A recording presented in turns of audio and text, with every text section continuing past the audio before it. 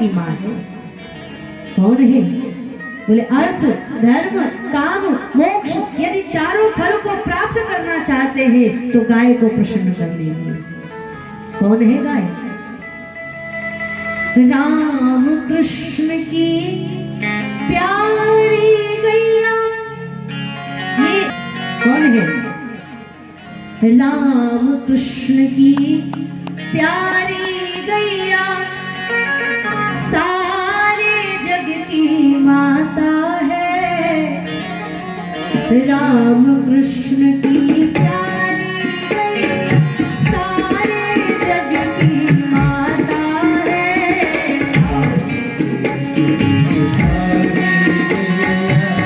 सारे जग की माता है।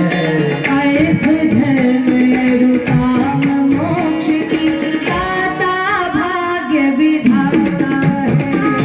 अर्थ धर्म काम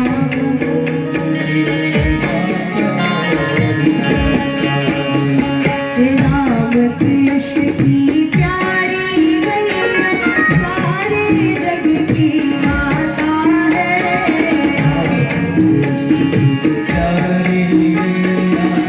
सारे जग की माता है। अर्थ धर्म काम मोक्ष की दाता, भाग्य विधाता है। अर्थ धर्म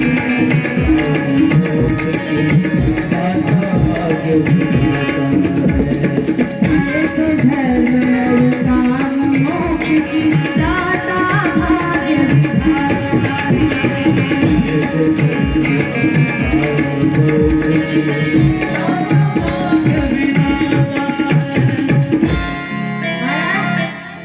ये गाय जो है ना, अर्थ धर्म काम मोक्ष चारों फल प्रदान करने वाली है। हमारे यहाँ वर्णन किया गया भगवान का अवतार किस लिए हुआ? बोले विप्रधेनु सुर संहिता लीन मनुज अवतार। किसी ने कहा क्या भगवान इन्हीं चार के लिए आए? क्या केवल चार के लिए भगवान है, इसके बाद किसी के लिए नहीं आए? बोले भगवान तो वैसे आए सबके लिए, लेकिन चार प्रधान है, विप्र धेनु सुर और संत। बोले अगर विप्र को प्रसन्न कर लिया तो धर्म की प्राप्ति हो जाएगी। ब्राह्मणों को प्रसन्न करने से धर्म की प्राप्ति होती है, क्योंकि धर्म क्षेत्र का स्वामित्व तो भगवान ने ब्राह्मणों को सौंप रखा है। धेनु अर्थात गौ को प्रसन्न कर लिया तो अर्थ की प्राप्ति हो जाएगी। ब्राह्मण को प्रसन्न कर लिया तो धर्म की प्राप्ति हो जाएगी। देवताओं को प्रसन्न कर लिया, बोले कामनाओं की पूर्ति हो जाएगी। और संतों को प्रसन्न कर लिया तो मोक्ष की प्राप्ति हो जाएगी, क्योंकि मोक्ष क्षेत्र का स्वामित्व तो भगवान ने संतों को सौंप रखा है।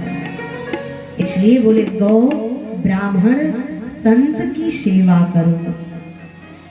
परीक्षित जी महाराज को जो पांडवों ने शिक्षा दिया है, परीक्षित जी को आज गौ का कष्ट देख करके बर्दाश्त नहीं हुआ।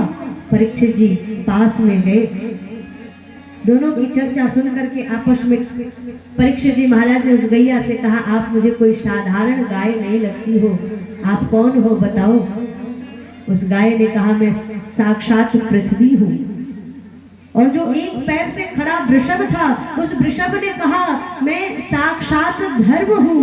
परीक्षित जी महाराज तो समझ ही गए थे, क्योंकि ये वृषभ गैया मैया से बड़ी सुंदर चर्चा कर रहा था। परीक्षित जी ने पूछा, आपके दुख का कारण क्या है? उस वृषभ ने कहा, परीक्षित जी मैं अपने दुख का कारण किसे बताऊं, क्योंकि कहा गया है कि सब अपने अपने कर्मों का फल भोगते हैं।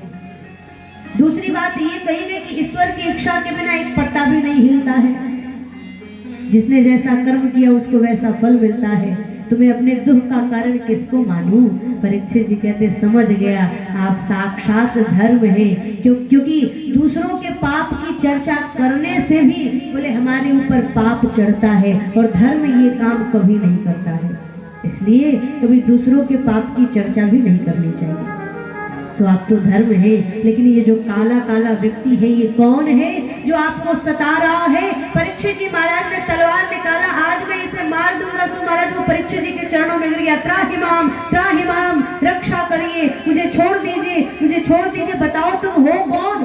बोले मैं साक्षात कलयुग हूँ, कलयुग। क्यों सता रहे हो तुम धरती को, गौ को? महाराज ये अवगुण है मेरा, क्या तुम्हारे में कोई गुण नहीं है?